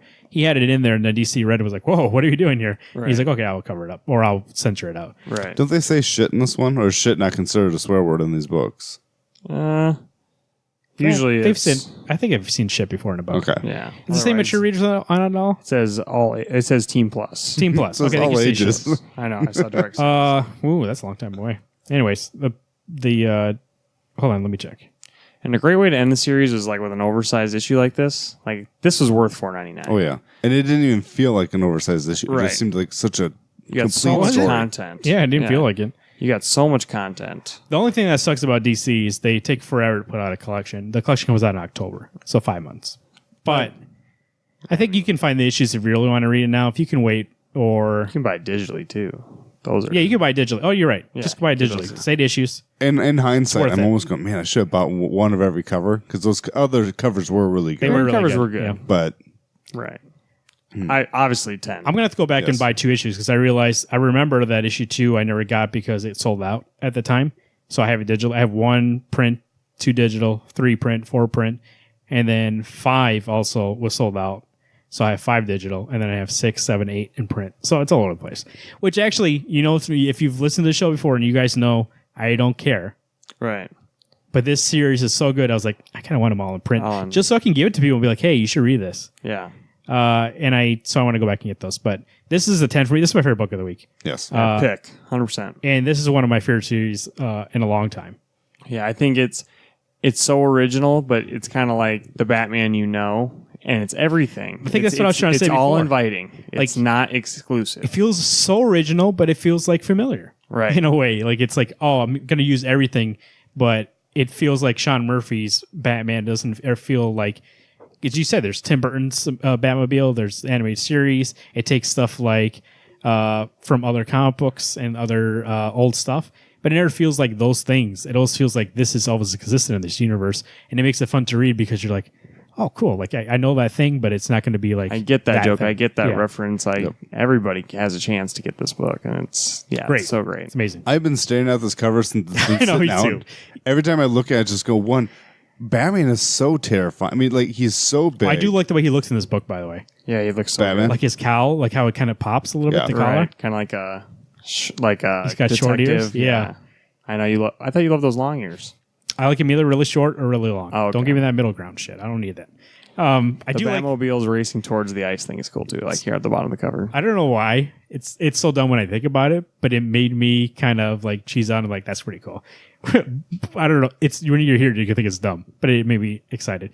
Whenever he'd be like, "Here's get the keys to the Batmobile," and he would toss them to somebody, or be like, somebody like, "Hey, do you want this Batman?" And he's holding the cowl. I think it was Harley holding the cowl and the keys, and he grabbed them both. I just thought that was cool that the Batmobile has keys. Like he doesn't have a push start, ignition. right. He's just like, oh yeah, where do those keys go off for it? Well, I got to take all the Batmobiles to the station. or honestly, or when he goes to the station, Oh. he goes, "Here's all the Batmobile keys." Yeah. One, how do you know which one it goes to? He just drops them all in a pile. Well, and When he I- does again. You brought up Mic the point. drop. Like he has to try something different. Like people lost trust in him. He's like, well, let's try. Like you're right, Jim. We did some things not the right That's what way. I mean. Jack brings up good points when he says policemen die every day, and yet he has a way to stop that. Kevlar. Has he ever shared that with you? Has he ever give your police officers Kevlar? And Commissioner Gordon's like, you're right. He's like, he has Batmobiles, tons of them. Has he ever gave one to the station? He's like, no. And but then at the end, when he's kind of fluctuating between Joker and Jack, and but see, also like Jack Neighbor, that's from Tim Burton's, Right. know? So but it's not like, hey, get it? You know what I mean? It's like subtle. All these references are subtle. But when we get to the end, and he's like, when I find, he goes, I know who you are. You're Bruce Wayne. I've known for a long time. And he goes, how? Oh, no, I know for a while. And he goes, how? He goes, well, when I was accusing the taxpayers for paying for you wrecking the city, $7 billion. 7. Whatever it is, $3 to $7 billion. And then it cost them a year, and taxpayers were paying for it. I went back, actually found where the money come from. Taxpayers weren't paying for it. They all came from Wayne Foundation or Wayne companies. All the companies he had. So I figured it was you. And it's stuff like that being like, Jack's right that Batman's not doing the best that he can. But then at the end, he finds out that his heart's in a good place. Yeah. And that's what Harley says also. And that's the reason. And she said that's the way Jack was too. You just need to get to know him. Like, his heart's in the right place. It's just that the person underneath, the person that wants to come out is bad. Same thing like you. Like, Batman's lost control a couple times. He tried to kill people. He even says, and I'm not sure what issue it is because there are so many. But he says in one issue, he says, I'm not helping these bad guys when I go crazy and I almost beat them to death. And he goes, yeah, I don't kill people. But he's like, I've had times when I've gone crazy on Joker. And it's not probably good for him because he probably resents it and then he goes harder the next time. Well, and at the end of this one, he actually tells you, he goes, the reason I go out is I enjoy beating the shit out of people. That's what I mean. Like, he likes it. So, like, I think at the end he realizes being like, he has a monster that he's fighting all the time too, and so is Jack. And that level, he trusts, at the end, then he trusts Jack because he's like, we are the same people. Solid 10. Sorry, not cutting you off. No, solid 10. Overall, as a series, I would give it a 10. Yeah, so would I. 10 both hands. I got to go with those 2 issues so I can start telling people to read this. I almost want to reread it now. Yeah, so now that we have the whole thing, I just want to read it. Reading it back to back was so good. It's so good. Those are comics for this week. We got Batman White Knight number 8. That is completed. Justice League No Justice number 1. Isola number 2. Oblivion Song number 3. And then we have Venom number 1 and Barrier number 2. Go to a local comic book shop or go online and get those comic books. Like we said before, recommend Batman White Knight. Get the whole thing. All 1 through 8 are out. It's all you need right now. That trade's going to be so good. Eventually, more might be coming. DC, it sells, and people like it. So I would imagine more would come, but for right now, we get the 8 issues. So go ahead and get that. Supercon 2018, Return of the Con, September 28th, 29th, and 30th. Tickets on sale at supercon.com. Alex, we're going to be there doing a show, aren't we? Yeah, we're going to be there on the 28th doing a live show for everyone. What's it going to be called? Wednesday Comics After Dark. And not only us are going to be there, a lot of people are going to be there. Phil Hester, right, Garrett? Yes, Phil Hester, the current artist of Batman Beyond. He's done other projects like Shipwreck. He's done some Swamp Thing that you may or may not have seen, and some Holland Files that came out recently. Not only Phil, Science Steve, Shea Fontana, Tony Fleece, Travis Nye, Midwest, all for all doing a show the 28th. They'll be doing a show that night. That's the main attraction that night. Jill Thompson, Ryan Cody, John Allen, and more. Tom Wynn. Going to be at supercon.com. Sure, there's a lot going on that weekend. I would say, if I am going to tell you any kind of advice, buy that weekend pass. You won't regret it. You got MAP concert that night also. You got Wednesday Comics After Dark. And then you got a whole weekend of stuff to do, people to see. Supercon.com for more information. Today we are going to play... you know what? We could probably play the one game. Yeah, we're good enough. I'm going to play one game. We're here. I tell you, like I was telling these guys when I was setting up the game, it's not going to be hard. It's not also going to be long. I just kind of... Where have I heard this before? I'm pretty sure you both will know which one's which. So here's the game. I made some clips of going back, celebrate Wednesday Comics. We're leading up to 100 issues, 100 episodes coming up here pretty soon. So I went back and found clips from shows and took somebody's voice out. And somebody says something. It could be Alex, could be me, could be you, Garrett. Could be the guest. I don't know why you did say your name. I just stared at you. But I changed the pitch, so you kind of really don't know who it is. You might be able to tell who it is by inflection, stuff like that, but the pitch is different. And we're going to buzz in, say your name to buzz in if you can guess who it is. It's just going to be you two. There's 5 clips. I was going to do more, but we ran late tonight, so there's 5 clips. We'll see who wins and who knows who said that. Also, by the way, a majority of the clip is the one person. There might be something where you hear one person say something else, but the majority of the clip is one person. Like at the beginning and the end, somebody might start it with something. Oh, I see. And then, okay. But the majority of the clip is that one. I thought you were going to say majority of them are Garrett saying something. No. Okay, let me pull it up here, and we can get started here. Red leather, yellow leather. Remember, buzz in with saying your name. Garrett. Shit, don't know. Say your name and then say, I think that is, and you say that person's name. That way I know that's your answer, okay? All right, here we go. Clip number 1. Who said this? I wonder how loud it is. Oh. Garrett. Yes. Alex. That is I think it Alex. is Alex. Okay.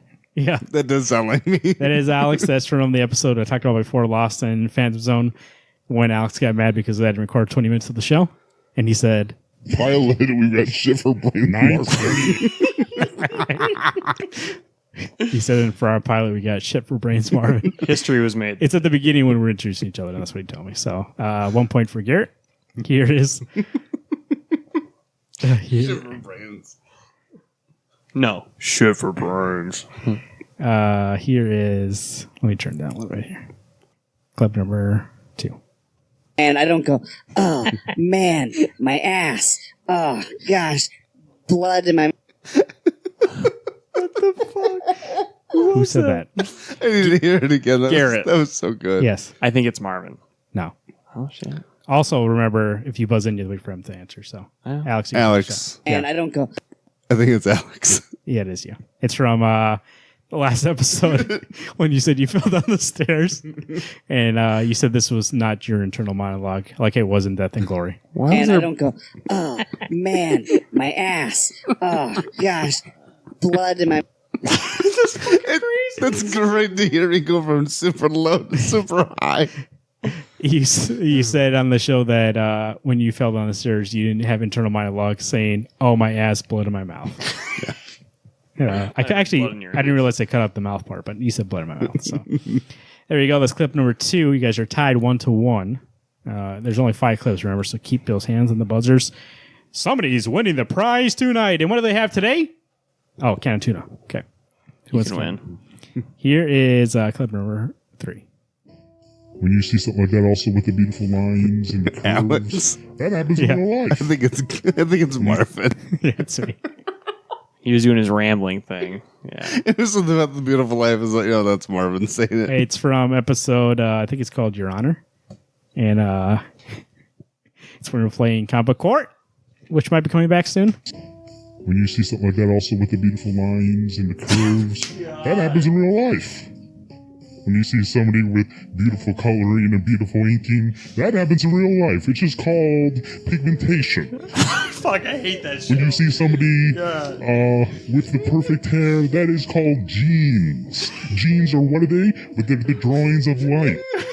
God, it's such bullshit.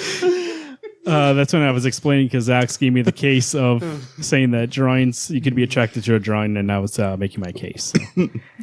So. Pigmentation. Alex up 2, Garrett has 1. Here is clip number 4. Huh? I'll fucking, y'all get some audio Garrett. clips. Yes.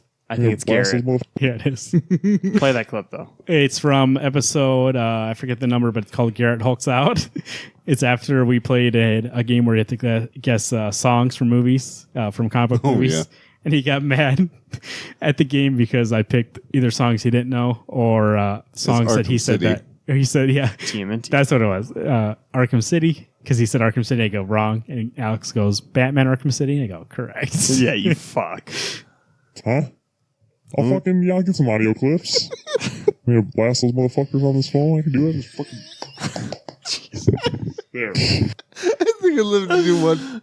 In this clip, by the way, because Garrett's like, next time I'm going to do the game. And I go, yeah, you do the game. And he goes, what? I can do it on this phone. That's what he says here. Huh?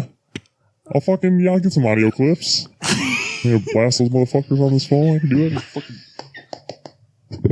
There.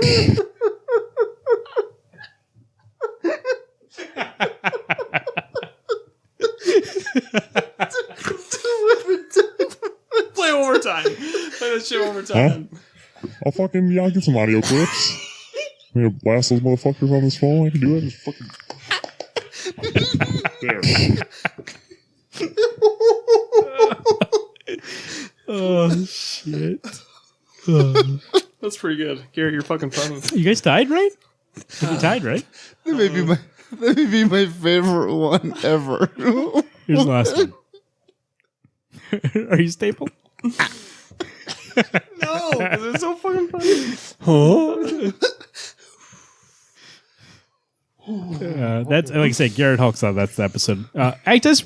You should listen to that episode just for that game and realize after every song how mad Garrett gets after every single one. Because every single one, he's like, one was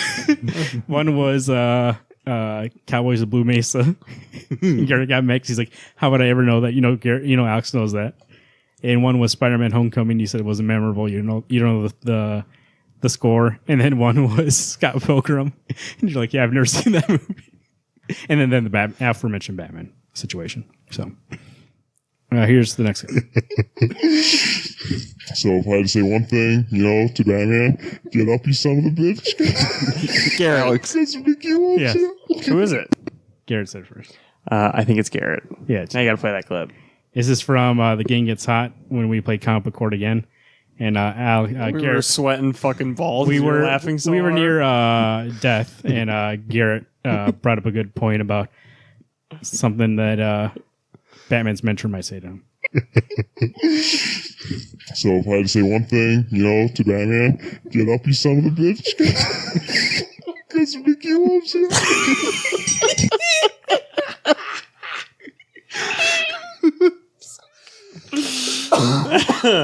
No, the last one was way better, but still. That is who was that, Garrett? You win the initial test here. I think it's pretty good. So we can do it later. But, That's funny. I'll play some fucking audio clips. I'll get some audio clips. Blast those motherfuckers on this phone. I can do it. Just fucking. What episode was that? Garrett Hulk's out. I'm not sure what the number is. I think it's just swearing that makes you laugh. It sounded like I was in a fucking bard or something. Let me look it up here. Excuse me. Oh, that was good. Once again, like I put at the beginning of the podcast, I put out a tweet today. These are all available. I mean, if you ever want to listen to these and go back, if you just started listening or don't listen consistently week to week, Spotify, have them all. It's easy. You don't have to download them. They're already streaming. I mean, you can download them if you want to. If you want to keep them on the go, don't want to waste that data. But otherwise, they're all on there. And you can listen to them all the way back to episode 1. Once again, let's skip forward. What's the fucking audio clips on this motherfucking phone? Episode 55 is Garrett Hulk's out. 55. That's a good number. That's 55. Wow. Yeah. That's... There's a billion other cartoons. Me. That's been guess that comic book theme. Obviously, when you play this game, you want to do it with professionals. So I'm making this next time. I'm gonna make it all fucking. I don't even know. Yeah, you'll make it. Huh? I'll get some audio clips. We gonna blast those motherfuckers on this phone. I can do it. Just You can get me doing the... WednesdayComics605@gmail.com.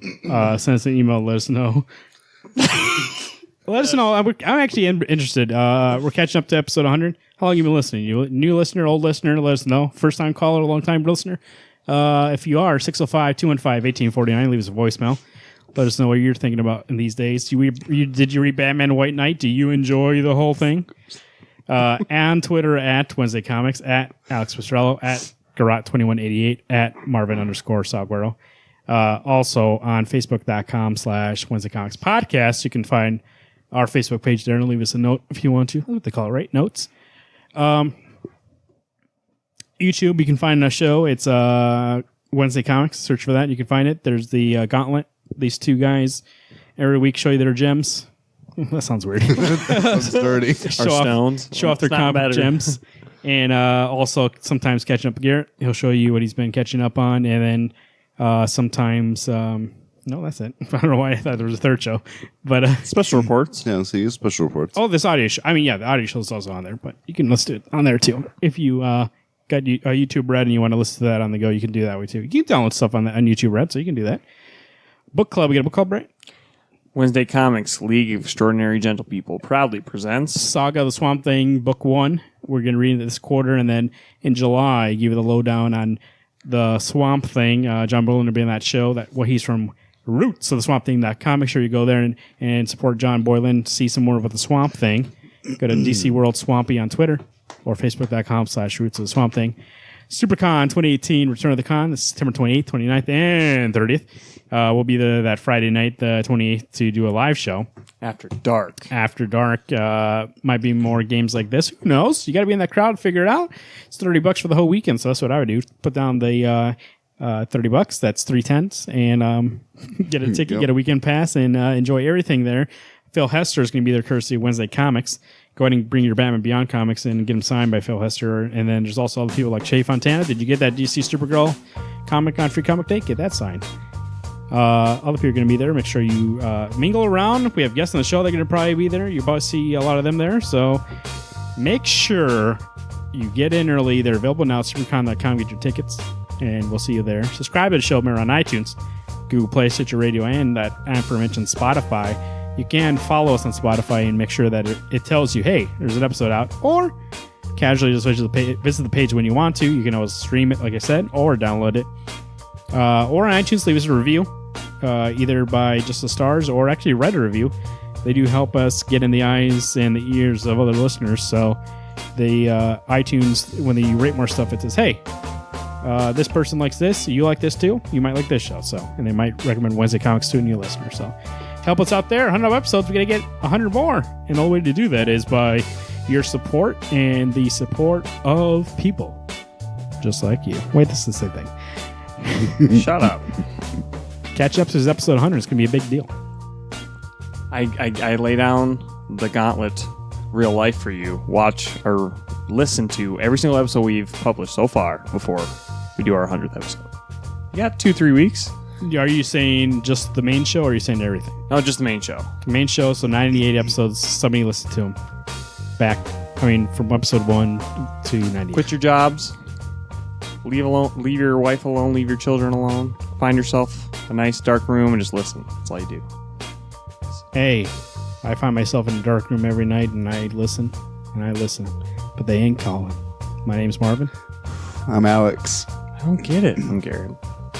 Hey, everyone. You turn those pages. And this one is definitely not as easy to read, but it feels like I never got taken out of it by anything that was done. Holy Jesus. Holy. And the spider, there's a huge spider on the wall in the studio right now. And staring right at Marvin. It's so big. It's probably the biggest spider I've seen in my life. It's crawling. It's going to eat your liver. Who wants to get bit so we can become Spider-Man? Not me. Oh, okay. And then also the lore that they added to it, that kind of like there's always been Venom from like a long time ago, and you're not the first person who's become Venom. Not really Venom. Use symbiote. Symbiotes.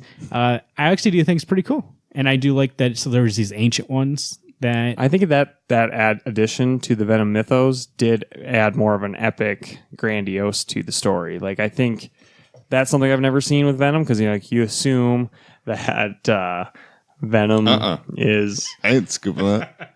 You assume that Venom is a like he's just sent from space. Give me that comic book you just chucked. All right, let's pause the show.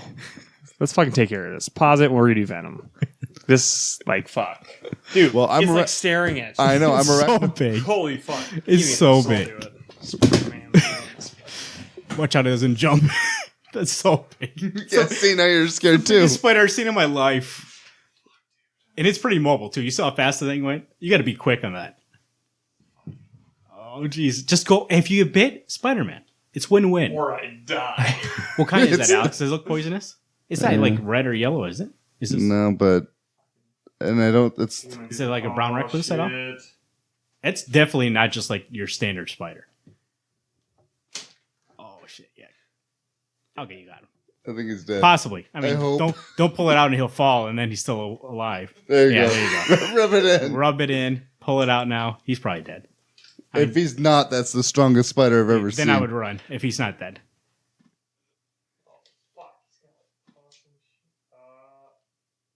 He's still alive? Run. Rigor mortis. Okay. Oh, he's dead. Holy fuck! Big son of a bitch. I was gonna say what it feels like. He just jumped in. Just leave it on top of the thing. I'll throw it. We'll have that behind me. Put it over here on the couch. I'll just throw away the whole thing later.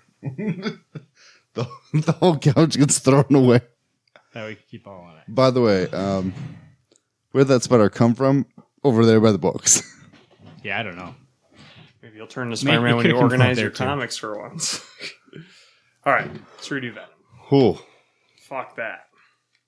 Go. No, dude, you want to hear a scary story real quick before we do that? Yeah. So when I first got my hot tub, you thought that was a big spider. I literally saw a pregnant spider, and I took a bat to it, and like hundreds of little baby spiders crawled out. I had to flood the whole fucking whole area. I took a hose and just like fucking did the thing where you add pressure and it's like, fuck. And the little baby spider slid. It's right into your house. Oh, here we go, guys. New home. I got like itchy. All right. Fuck. I kept my eye off the prize. I could fucking just zombie spider. All right. Alex, just do it again. Literally sharp. Venom #1 by Donnie Cates and Ryan Stegman.